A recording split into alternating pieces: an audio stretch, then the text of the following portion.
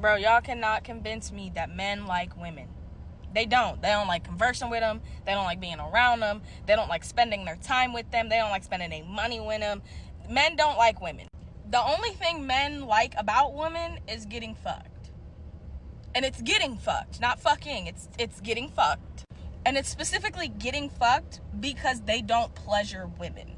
Like, you nutted, I didn't. I fucked you. Good. You rolled over and went to sleep. No aftercare. I fucked you. You got fucked. And then you go kick it with your homeboys. That's gay. So now, are we back to like, is gay being is a bad thing now?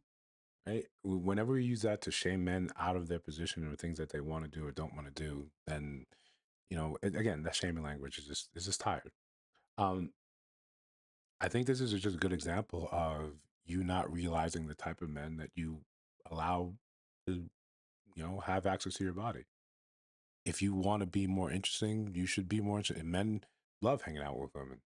There's an indescribable sort of energy that that real women give off, right? That power, that inspiration, that drive, that it does something. It's borderline magical, right? It's borderline magical. It's something that men can't get that type of inspiration from their guys. They get drive, they get this resurge of ambition, of competition amongst other men, right? When I'm around my guys and I hear them doing well, right? One of the guys in my circle sent, he's a doctor, right? Shout out to him.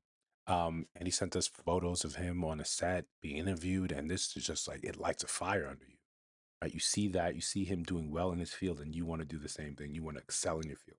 You want to kill it. You want to do everything you can. But women, when that energy is different, it's a subtle, slower, more endearing sort of flame that pushes you to higher heights. It makes you more creative. It widens your influence. When you compete with men, it's like it's a direct sort of thing. You go straight up. You want to be the best at a thing you're doing right now. Good woman will help you expand that influence, help you think wider.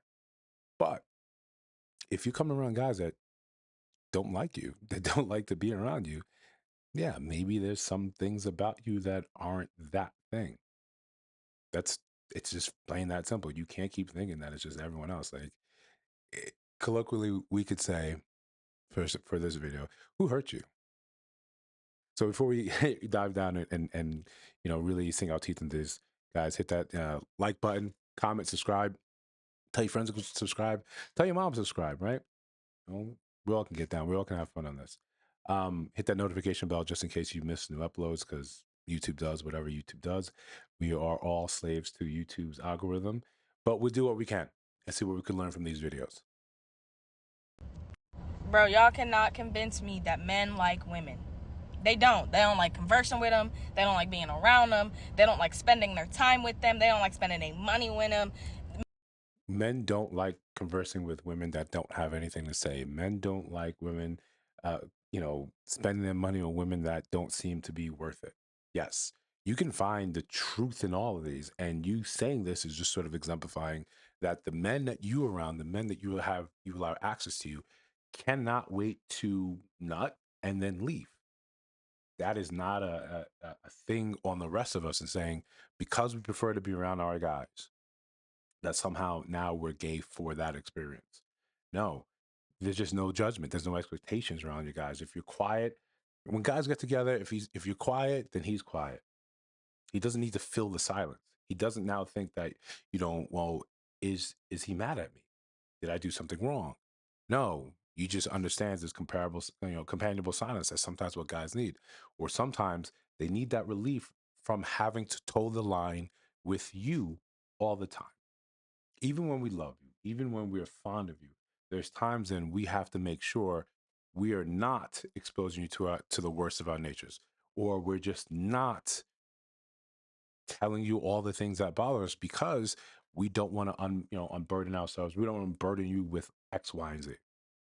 Or sometimes we're just staring off the space and we're thinking about nothing. We're enjoying that nothingness. But you don't understand that because you're looking at it through a woman's lens.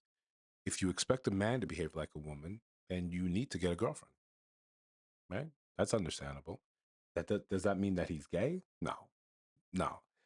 If we're taking it back to, we're narrowing down back in focus, and if you have trouble having your man friend, boyfriend, significant other, situationship, if he doesn't want to spend time with you and he's just there for your body, you need to start asking yourself some very real questions.